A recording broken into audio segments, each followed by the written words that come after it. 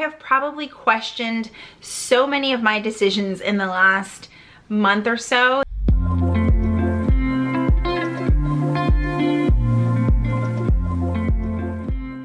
Hey everyone, welcome back. Thank you so much for joining me today. Today is going to be a Q&A video. I posted a question box on my Instagram stories asking you guys what questions you have, and you definitely came through with a lot of questions.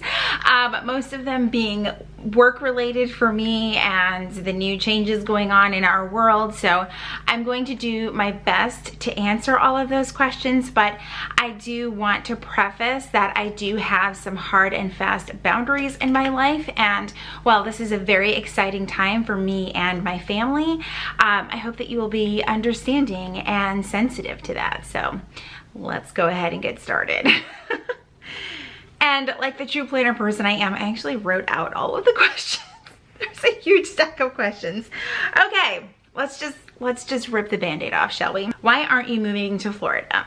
Well, there's no longer a job prospect there for my husband, so moving to Florida now makes absolutely no sense. So he left his employment there in Florida, and it was honestly just for the better. All I can say is that if you could measure how toxic his work environment was on a scale from 1 to 10, it's somewhere around a 50. So we just knew that that was like the best move professionally, personally, mental health wise. No one should ever work in an environment like that. So yeah, we just made the shift as a family. We sat down and decided that this just was not worth it. So he is actually in the process of just working somewhere else.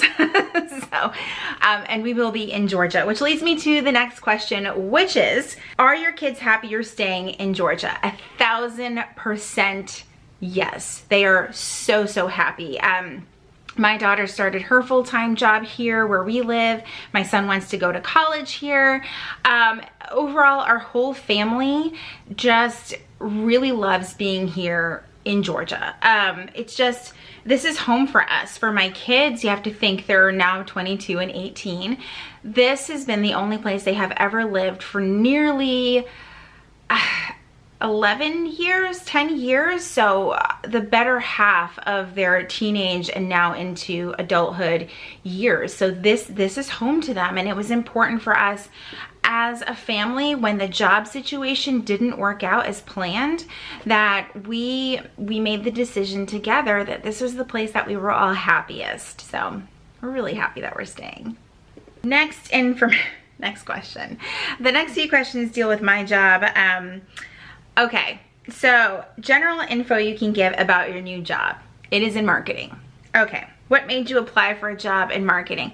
Honestly, nothing. It was something that kind of happened very unexpected. A really good friend of mine heard about the opportunity, sent it my way, and the rest is just history. It just worked out. Is your new job in Florida? No. Can you tell us a little bit about your new job? No. I mean, I'm not trying to be a jerk. I hope that you guys understand that, but I shared a little bit in Monday's Plan with Me about an incident that happened when I overshared.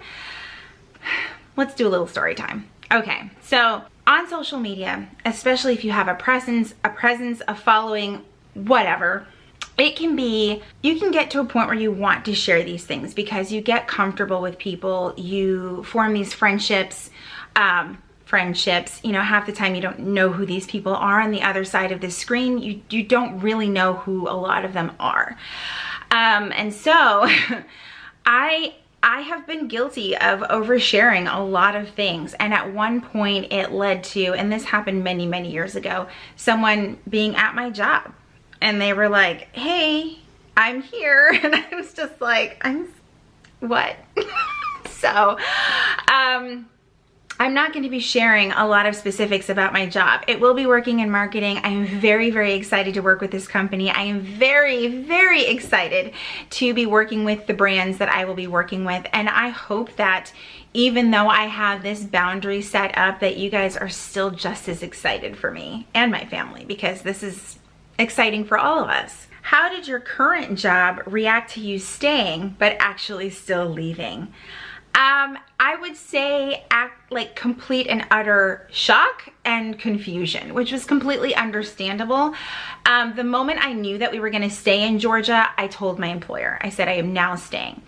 However, there were some other things that were already in the works with my position that made things a little awkward. So when the opportunity came to apply for some other positions, I was like, maybe that's a sign. And I actually did apply for other positions within the organization that I currently work for. And then the marketing position came along and I was like, if it's meant to be, it's meant to be. That's just kind of how I am with jobs. I try not to fall into the trap that once you're in a role or in a position, you have to stay there forever and ever.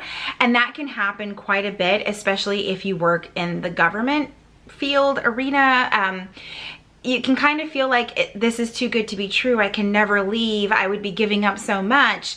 And you can end up staying stuck in a position that you're just not truly happy in, and you want to pursue other things that interest you and motivate you and inspire you. And that's just where I was in life, and I just took the opportunity and went with it. How do you feel about work from home full time?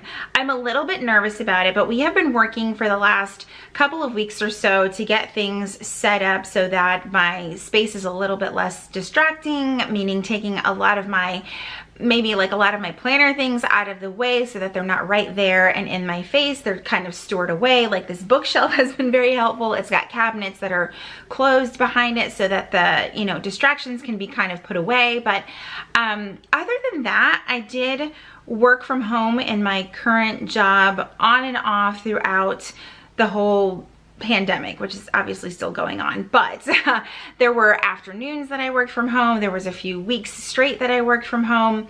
And while that position wasn't very work from home friendly, I liked working from home. That specific position, you really needed a lot of face-to-face time for, so it was a little bit frustrating at times to be at home and then you needed to connect with people other than via email. So some jobs just don't work well from home, and my current position just does not do that. But I am really, really excited about it. I'm not gonna lie. I'm really excited. All right, I think that's it for all of the job questions. If you submitted a question regarding my job and I didn't answer it, again, I hope that you're just understanding. Going back, I think about all of the things that we share on social media, like our jobs. And it's not to scare people, but it's just to say, like, remember the information that you are sharing online, especially if you have public accounts. You don't know who's watching you, and you don't know what they're going to do with that information. I'm not trying to sound super negative or that you should be paranoid all of the time, but I have seen some pretty crazy shit happen, and I wouldn't want that to happen to any of you. I certainly don't want to expose my family to anything dangerous. So while I would like to think that that would never ever happen, you just have to be cautious about what you share. So, you know, in a nutshell, I will be working from home. It is in the marketing field, and I am extremely excited about it. All right, let's move on to some of the other questions, because yeah, I could talk about that all day, but also not really. How have you been feeling after your surgery? So if you are new around here, I had a cardiac ablation back in December, and I honestly just had my 3-month checkup a couple of weeks ago, and I actually got an all clear for my cardiac. I was having ventricular tachycardia issues, which is a rhythm disorder. It's a hot mess, and it makes you feel like crap. And I was on medication, I was on a heart monitor, I was on all of these things, and finally they decided to do a cardiac ablation, which is a very kind of like a deceptive procedure name, because it's like they go in through your groin to essentially go up an artery across. It goes right all the way across your, don't Google it. You guys are Googling it, I already know it. But when I had my follow-up, I had honestly, forgotten that my follow-up was coming, because I have been having little to no episodes for the last at least 6 weeks or so, and it has felt great to completely like not have this thing, like just one more added thing to 2020/2021, right? So I haven't been feeling any of the tachycardia issues. It has been amazing. I got the all clear to completely go back to working out and doing like full on cardio, which I was a little bit hesitant to do at first. But now he's like, you have the all clear, go run a marathon if you want. And that's not ever going to happen. But it was great. So now my next follow-up is a year from now, unless I have any other issues. So hopefully that is not the case. All right. Oh, I love this question. Tips for moms of teenage boys. Leave them alone.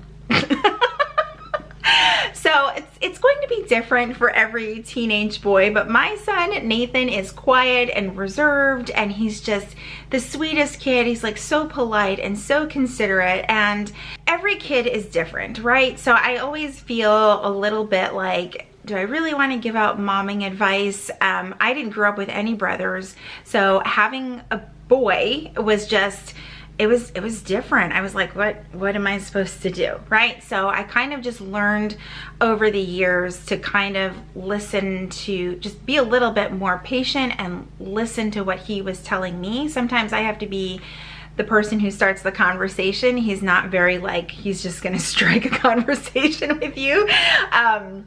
But once he does, and it's something that interests him, then we just keep going. But yeah, it's hard with boys. I feel like, especially nowadays with social media and things like that, you just kind of have to give them their space, but also like don't forget to be their parent at the same time. You know, I was definitely not a helicopter mom, never have been with my kids. If they forgot their lunch, they forgot their lunch. And I promise you, that was the only time they forgot their lunch. They always had money on their account at the school to get school lunch, but my kids are not fans of school lunch. So, well, Kayla wasn't, Nathan is. So they always had that as a backup, but if they didn't like it, it was on them to remember their lunch. You know what I mean? If they forgot homework, I was not running back home to get their homework for them. That's just not how I roll as a parent. There are some hard lessons that your kids just have to learn. And if that is the one piece of advice I can give, whether you are the parent of a boy or a girl, it's let them learn those lessons. I promise you, if you keep saving them, you will have to save them for the rest of their lives. And that is not fun. How did I handle doing things with young children? This is kind of vague, but as a military spouse, I feel like a lot of it was leaning on the community around me. So other moms, other parents within the military community that were dealing with the same sort of life situations that we were dealing with, like deployments or tours overseas, suddenly having to move, packing up a house, starting all over. I just kind of leaned on the community that was around me for help. We didn't live near family. We never have as adults and as parents. We have never lived near family. We have not lived in the same state as family for at least over a decade. We lived in the state of Texas for 4 years, which is where our entire family now lives. But let's be real, Texas is its own country. Like, you're still 8 hours away from family. So it's not like we had family right down the road. So our family essentially became our military community. And those are the people that you leaned on for recipe ideas, where to get the best babysitter, because you constantly needed those to attend meetings and things like that. So definitely raising kids in a military environment is challenging, but I think the thing that makes it best is that you're surrounded by a bunch of people that are going through the same exact thing as you. So if you are struggling in parenthood right now, which I think every parent is, it's not a cakewalk for anyone. I say just find a community of people that are kind of dealing with the same things, that have, you know, that maybe they have kids in the same age group as you. Maybe they're working moms, maybe they're not working outside of the home, maybe they're working from home, maybe they have their own business, things like that, and they can completely relate, and it might be a great way to develop your own support system. All right, moving on to some planner and content questions. Current favorite planner accessory. I had to stop and go grab grab it, but I'm not really sure if this is considered a planner accessory, but I am obsessed with this little planner pouch that I grabbed from Amazon. I actually have this in 2 other colors, but that's not the point. When I saw that this was available in this white with black polka dot little bit, I was just like, this is awesome. It sits right on my desk. I love the way that it sits up, so it has a nice flat bottom, and it also has this loop if you need to carry it around your house and your hands are full, but I really, really like it. I'll leave a link for it down below. I guess it's considered a planner accessory. I use it quite a bit. I also carry like a tote bag to and from work for now. And this fits perfectly in there. I have like markers, whiteout, my washi cutter. Washi? I don't even use washi anymore. That's not true. Okay. But I really, really like it. So, and it comes in a variety of colors, so you don't necessarily have to get that one if you don't like that color. Advice for someone who has been planning since the Stone Age, I feel like that's me, and wants to do videos but is afraid. That is a really great question. I feel like if you really want to do videos, then you should do videos. If you have the desire to do it, then you should just start. Whether you publish them or not is totally up to you. Maybe practice filming and don't publish the videos, share with close friends, families, ask for feedback. But I definitely think that if you want to create videos, you should. Absolutely. I would never tell anyone not to do it. I was afraid like the whole first year that I was making videos. I was terrified. I was like, oh, this video is crap. No one's gonna watch this. And there's always going to be someone that connects with you and your video, whether it's the way that you talk, the way that you present information, you know, your laugh. There's gonna be someone that likes your laugh, and there's gonna be someone that thinks it's the most obnoxious thing they have heard in their entire life. But there's going to be people that keep coming back because they relate to you and they enjoy what you have to say and what you're putting out on YouTube. So I just say, do it. Oh, this is a tough question. Plum paper daily or cloth and paper daily inserts? That's not even a fair question. That's not fair at all. I have had both. I have used both. At the end of the day, if I absolutely had to choose, it would have to be on a coil, no matter what. If I absolutely had to choose. I still love using discs. I still love trying out the different formats of inserts that cloth and paper has, but if you told me between those two, I could only choose one on discs or rings or on a coil, I would always choose a coil. However, the thing is, the paper between plum paper and cloth and paper are 2 totally different things. You have plum paper, which is like smooth as butter, and then you have cloth and paper, which isn't as like toothy as like EC paper, but it's definitely got some grit to it. So it also comes down to what pens you want to use, because each one works differently with, but we could make this a whole separate video. Coil. That's my answer. Is there a planning system you haven't tried? I'm not sure if this is a question or a judgment. When I copied this question down, I was like, I don't know how to answer that question, because yes, I have tried strings, rings, discs, coil, bound. I think I have tried every type of system. Have I tried every single planner system? No. I mean, that's a challenge I'm willing to, no. Where do you get your inspiration for planning? Definitely Instagram is my go-to place. I also love Pinterest sometimes, but Pinterest isn't as easy to filter. I feel like it's gaining some momentum, but there's not a whole lot of planner content on there anymore. I feel like that's how I found the planner community, but that was totally by accident. But I definitely go to Instagram for inspiration. I love using the search feature on Instagram. I love following hashtags or just, you know, looking up hashtags to look for inspiration, and there's just so much out there. I feel like I get a lot more inspiration from like the bullet journaling community, and then sort of like tweaking it to make it my own, and my Moxie Life and my plum paper. It's just, it's everywhere. Inspiration is absolutely everywhere, but Instagram is definitely my go-to place for it. What was your very first planner? So my very first planner that I shared on Instagram was actually a plum paper daily planner that I purchased from Amazon. I shared this a few times, but I think probably my first ever planner was the one that they gave us in middle school. That was always like the best day ever. It was like the ugliest damn planner ever, but we didn't know any better, right? So yeah, I definitely loved the Bloom Daily Planner. I quickly learned that it was a little bit too small. I think back then, this was like 6 years ago. I've been doing this for a very long time. There just wasn't that much variety quite yet in the planner community. So when I got the plum paper, it was like super, super exciting, but I knew I needed something bigger, and then I ended up with EC, and like the rest is history. But yeah, the Bloom Daily Planner was my very first planner. How do you plan your content? Do you batch it or do you wing it? I love this question because I feel like if you are in the content creating realm, you hear about content batching like almost on a daily basis, to the point where you feel like if you're not content batching, you're doing it wrong. And I'm not a fan.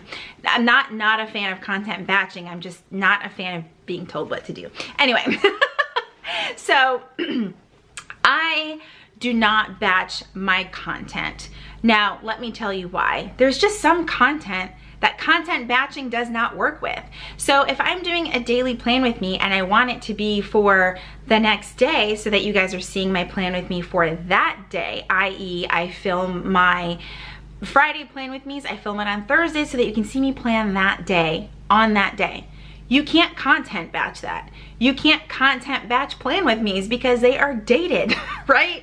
So unless you know your plans that far in advance, it is really hard. Now, if you are doing tutorials or informational types of videos, a review, a haul video, those types of videos can most definitely be batched. I am not a batching person. I like the rhythm that I am in. I have thought about doing content batching because it seemed like what you were supposed to do. It just does not work for me and my content creating style. Will I get to a point where I will content batch in the future? Probably, just not right now. It's just not my thing right now. Also, it's extremely exhausting to film 4, 5, 6 videos back to back to back. Doing this, talking to the camera, is tiring. You need to take a break. So I guarantee you, after I film this video, I am going to sit on my couch, have a cup of coffee, and do nothing because I will need to decompress from all of this talking. All right, next question. What other types of videos do you love to film? I think my favorites are these Q&A videos and definitely favorites videos. I don't do favorites videos every month simply because I don't really feel like I buy enough things. I know you guys are probably like, Julie, you are a straight up liar, but when I buy things, it's not always necessarily my favorite thing. And I don't like to just pump out favorite things videos just to do it. So I love doing them. I just don't have one to do every month. I honestly love doing the plan with me's, which is why I do so many, which is why I continue to do them every week. I also really am loving the daily plan with me's. If you're new to my channel, I've kind of started doing those just for a couple of weeks now, posting one every Friday. They're a lot of fun for me. I love my daily planner. I love sharing them. And if it's a video that I feel like the people that are watching my channel want to watch, I'll keep doing it. But I also have to love creating it at the same time, if that makes sense. But I also love videos where I'm more like face-to-face like this with you guys, and I don't always have the opportunity to do that.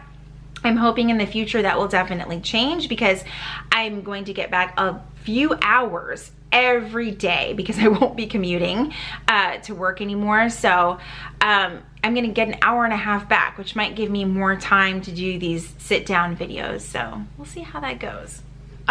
We're on to the clothing category. My favorite, next to coffee.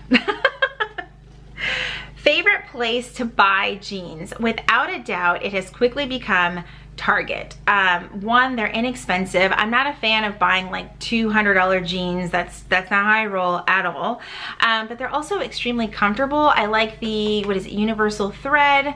I'm currently wearing like their high-waisted, what are those jeans the kids don't want us wearing anymore? The skinny jeans, those. I am loving those jeans so much. They're so comfortable, and I don't find jeans comfortable. I talked about this on my Instagram stories last week. People who say that jeans are like comfortable like yoga pants, I'm not sure that we can be friends, like ever. Then that's not true. That's not totally, yeah. But I don't find jeans extremely comfortable. Would I choose them over a dress pant? Like, I'm not going to be wearing black, like my black church pants around the house. I'll put on jeans if I want to, or if I know I'm going to go to the grocery store, those are my comfortable pants, right? I'll even go to the grocery store in yoga pants. I just don't care. But yeah, what was the question? My favorite jeans are from Target. Favorite clothing store. Yay. My favorite clothing store, without a doubt, top two are Target and Old Navy. Again, I don't buy expensive clothing. It's just not, I'd rather spend the money on stickers. But I feel like their clothing is pretty durable and inexpensive, which are two things that are very, very important to me when it comes to clothes shopping. They need to last and they need to be cheap, because styles change so quickly. So I'm not going to buy, like, I can tell you right now, if a shirt is $25, I'm cringing. I'm just like, do you know how many Christiane Designs sticker kits I can buy with that? It has to be really, really, really nice, and I have to feel like I will never get it any lower than that. So I also like going to places like TJ Maxx, but there's so much inconsistency with TJ Maxx that I get a little bit frustrated there. Sometimes you can find really good things, but I'm one of those people that also, if I find a shirt like this one from Old Navy, I want to be able to buy it in like 10 other variations because I love it so much. And you just can't do that at places like TJ Maxx and Marshalls. You're gonna get home, you're gonna love a shirt, and you're gonna be like, I wish I had 12 of these. And they don't carry 12 different colors. So that's just how I am. I also bought like 5 new cardigans that are all exactly the same from Old Navy because that's just how I am. Top 5 podcasts. I'm not even sure I listened to 5 podcasts. I gotta get my phone out for this one. But let's see. The top ones that I'm really, really loving right now are The Lazy Genius. I love that podcast. I think she only does like one a month or one every couple of weeks, but I have been catching up on my commute back and forth to work, and her voice just like makes you forget about how stressful the commute can be. So I really, really love her podcast. Planners and Wine, Megan and Myra. I love them so much. I have been catching up on their podcast as well. I've been a little bit behind because I wasn't listening to podcasts at all for a while, but definitely check out Planners and Wine. I do love that podcast a lot. And of course, I love Cindy's podcast, the Uncurated Life podcast.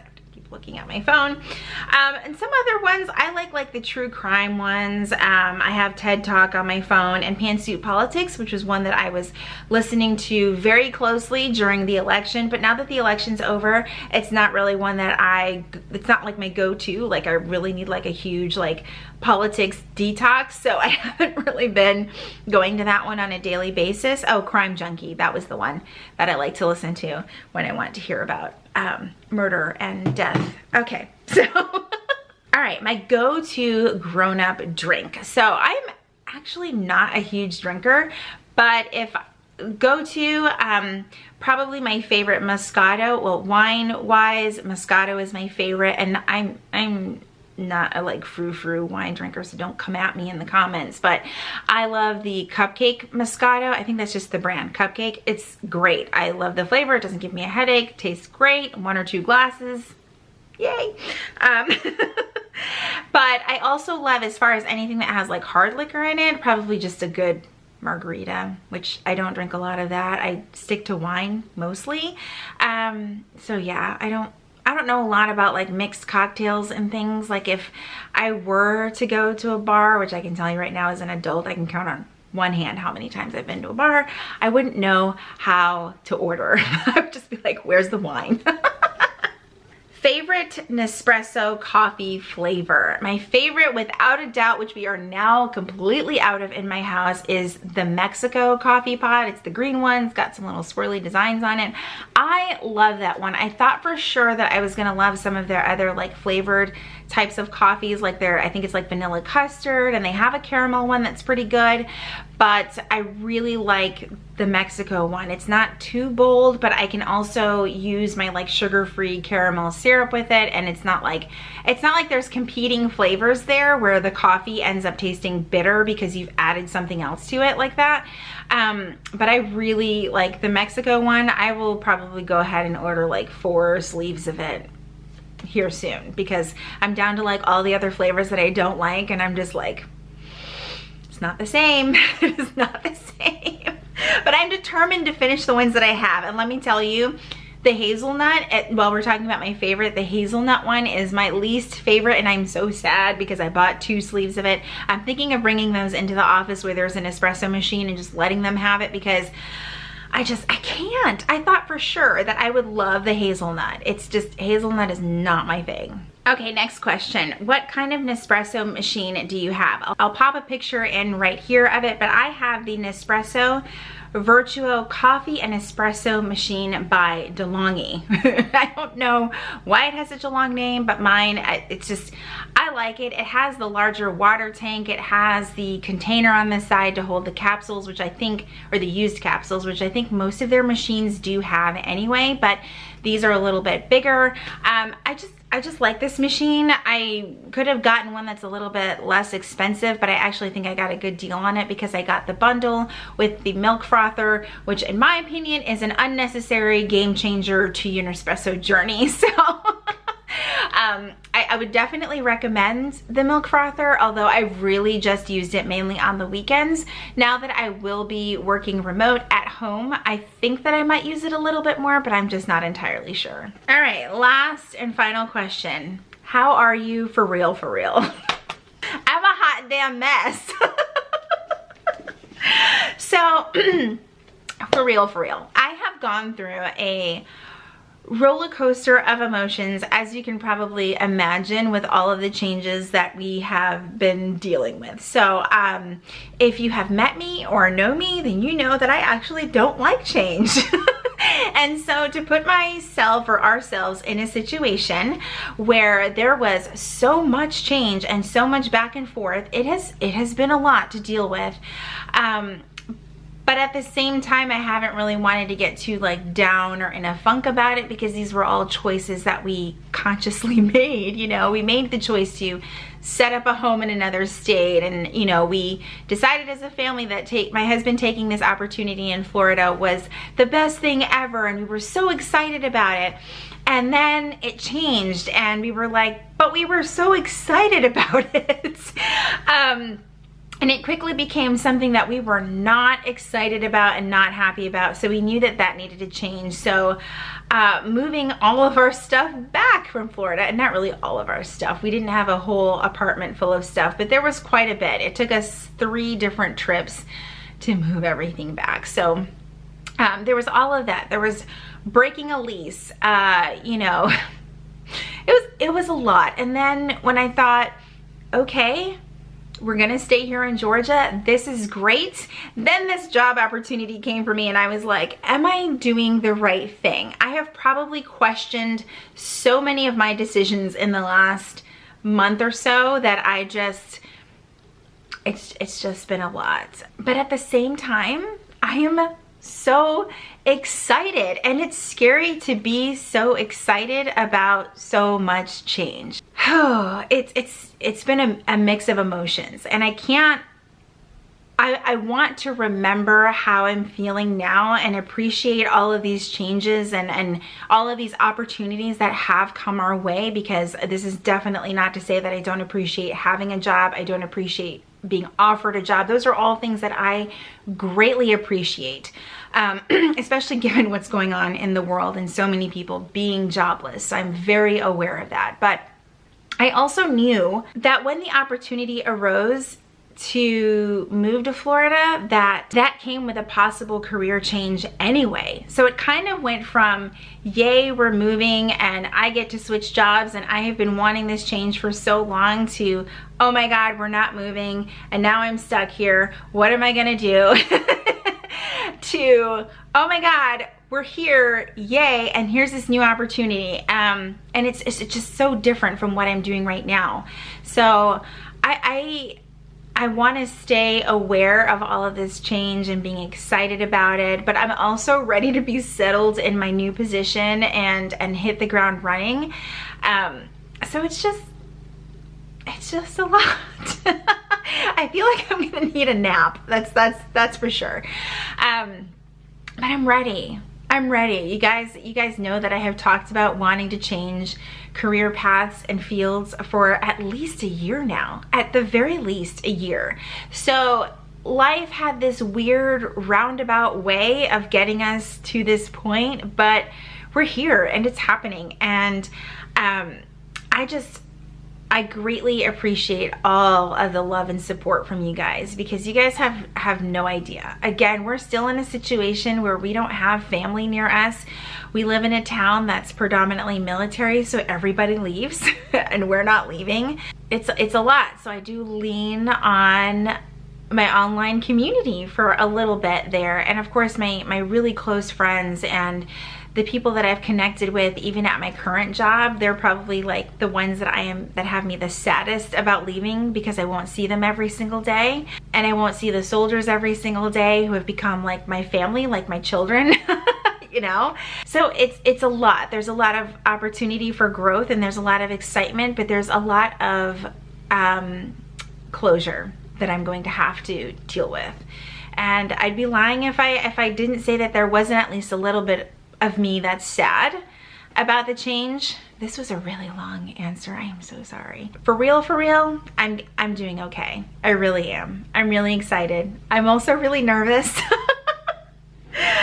And yeah, that's it. So I hope that you guys enjoyed this Q&A. I know it was probably much longer than anticipated, but I hope that you guys stuck around at least to this part, and I hope that you guys enjoyed it. So thank you guys so much, as always, for hanging out with me, and I will see you in my next video. Bye, everyone.